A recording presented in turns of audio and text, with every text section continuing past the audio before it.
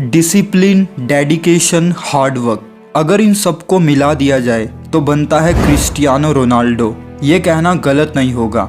एक टीन की छत वाले घर से इतनी बड़ी मंजिल पर पहुंचना ऑफकोर्स बाय लक नहीं है। इसके लिए रोनाल्डो ने अपने वर्क एथिक्स पर काम किया है। इस वीडियो को दो पोर्शंस में डिवाइड किया गया है। एक है वर्क एथिक्स ऑफ रोनाल्डो, जिन्हें जानकर हम सभी भी अपने गोल्स अचीव करने में वर्क एथिक्स का यूज कर सकते हैं। दूसरा है रिचुअल्स ऑफ रोनाल्डो, जिन्हें रोनाल्डो हर मैच के बाद फॉलो करते हैं। सबसे पहले जानते हैं वर्क एथिक्स का मतलब क्या है। वर्क का मीनिंग है कोई भी फिजिकल या मेंटल एक्टिविटी जो आप अपने गोल तक पहुंचने के लिए करते हैं। एथिक्स का मतलब है मोरल फिलॉसफी, यानी आपको ये पता है कि किसी काम को करने के लिए आपके लिए क्या सही है और क्या गलत।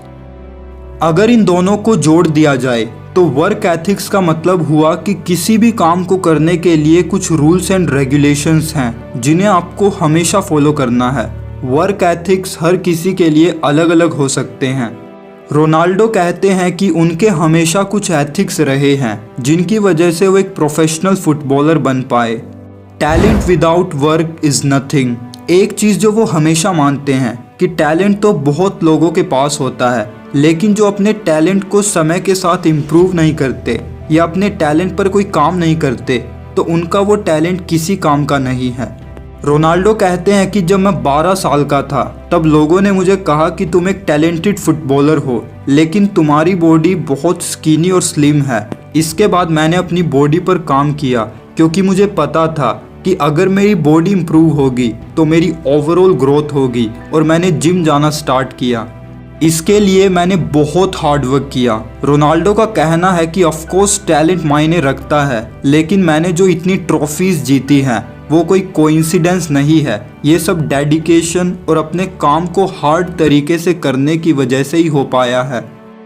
सैक्रिफाइस। रोनाल्डो कम उम्र से ही अपने घर से दूर रहने लगे थे। वो कहते हैं कि इसके लिए मुझे कभी रिग्रेट नहीं हुआ क्योंकि सैक्रिफाइस ने मुझे बहुत कुछ सिखा दिया है। इससे ये पता चलता है कि लाइफ में कई बार हमारे सामने दो ऑप्शंस आते हैं। जब हमें किसी एक को चूज करना पड़ता है, उस वक्त का छोटा सा सैक्रिफाइस आपकी पूरी लाइफ चेंज कर सकता है। Learn from everyone. रोनाल्डो कहते हैं कि मैं हर किसी से कुछ ना कुछ सीखता रहता हूँ, चाहे वो मेरा मैनेजर हो, कोच हो या मेरा बेटा।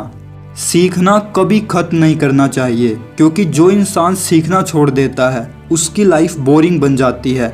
इसलिए जहाँ भी मौका मिले कुछ नया सीखने का तो उसे गंवाना नहीं चाहिए, तुरंत सीख लेना चाहिए। Always remain motivated. रोनाल्डो कहते हैं कि मैं हमेशा मोटिवेटेड रहता हूँ। मेरी मोटिवेशन ये है कि मुझे हमेशा टॉप लेवल पर रहना है।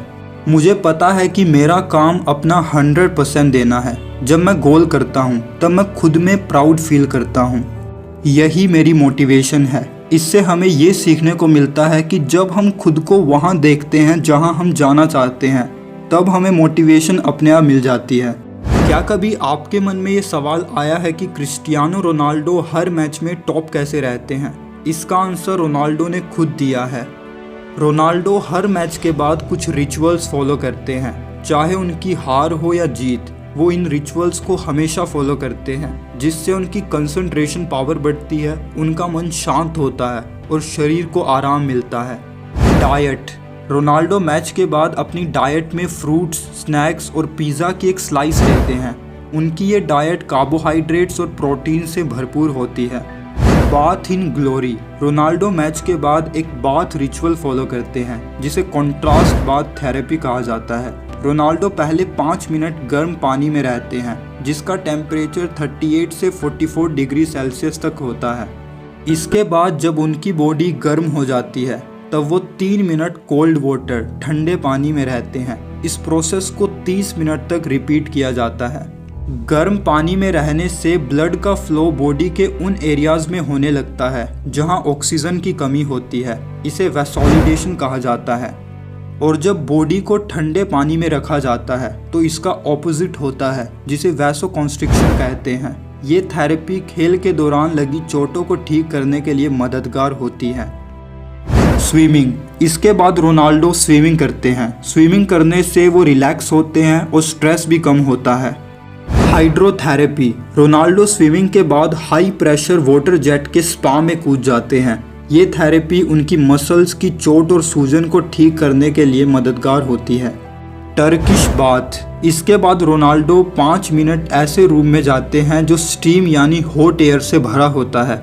ये फिजिकल और मेंटल रिलैक्सेशन में काफ़ी यूज़फुल होता है। इसके बाद नींद काफ़ी अच्छी आती है, स्लीप। इसके बाद रोनाल्डो सोते हैं। वो लगभग 8 घंटों की नींद डेली लेते हैं। रोनाल्डो 3 नैप दोपहर में लेते हैं 90 मिनट्स के। ये रोनाल्डो के स्लीप कोच हैं जो उनकी बेटर स्लीपिंग में हेल्प करते हैं। ये रिचुअल्स बहुत महंगे हैं, लेकिन हम सब इनसे बहुत कुछ सीख सकते हैं। हमें हमेशा एक हेल्दी डाइट लेनी चाहिए। हमें हमेशा अपने माइंड को रिलैक्स करने के लिए काम करना चाहिए। इसके लिए हम मेडिटेशन या स्विमिंग का यूज़ कर सकते हैं। एक अच्छी नींद हर किसी के लिए हेल्पफुल है। इससे आपकी काम करने की प्रोग्रेस में तेज़ी आती है और आप कम समय में काम को एफिशिएंटली कर पाते हैं। मुझे उम्मीद है कि इस वीडियो से आपने कुछ न कुछ ज़रूर सीखा होगा। अगर आपका हमारे लिए कोई भी फीडबैक है तो हमें ज़रूर बताइएगा।